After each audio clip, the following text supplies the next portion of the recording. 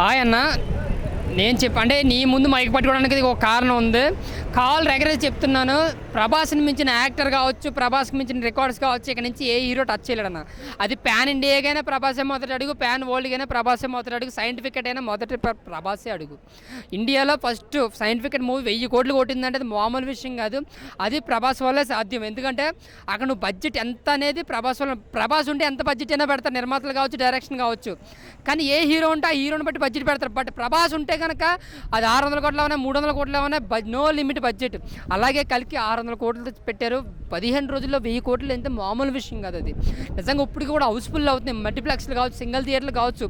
ఇప్పటికీ హౌస్ఫుల్స్ అవుతుంది. మీ ticket book చేసుకోవాలంటే కూడా ఏదో ఒక 2 గంటల ముందు బుక్ చేసుకోవాల్సింది. డైరెక్ట్గా టికెట్లు దొరుకుతుందన్న, ఏదైనా ఆన్లైన్లో బుక్ చేసుకోవాల్సి వస్తుంది. సో ఈజీగా ఇండియన్ 2 వస్తుంది, బ్రేక్ చేస్తుంది అని చెప్పి చాలా జనాలు అంటున్నారు.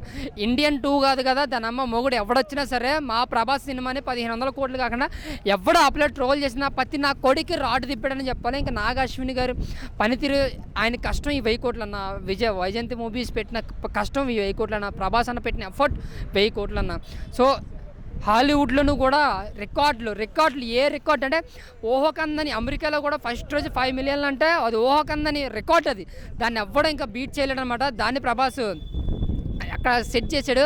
ఇప్పుడు ఈజీగా అన్నిటికన్నా మనకి యానిమల్ ఎక్కువ కలెక్ట్ చేసింది అక్కడ, దాన్ని కూడా క్రాస్ చేసేస్తుంది. చెప్తున్నాను కదా, 1000 కోట్లు కాదు అక్కడ ఉన్నది ప్రభాస్ కాబట్టి రికార్డ్స్ అన్ని తుడుచుకుపోతే ఇంకా పార్ట్ 2తో 3000 కోట్లు కూడా మనం ఎక్స్పెక్ట్ చేయొచ్చు.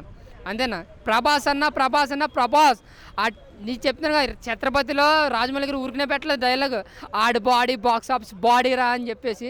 సూపర్ అన్న. నాకైతే చాలా హ్యాపీగా ఉంది. ప్రభాస్ అభిమానిగా చాలా అంటే చాలా హ్యాపీగా ఉంది. సినిమా బ్యాక్ టు హిట్, అలాగే 1000 కోట్లు.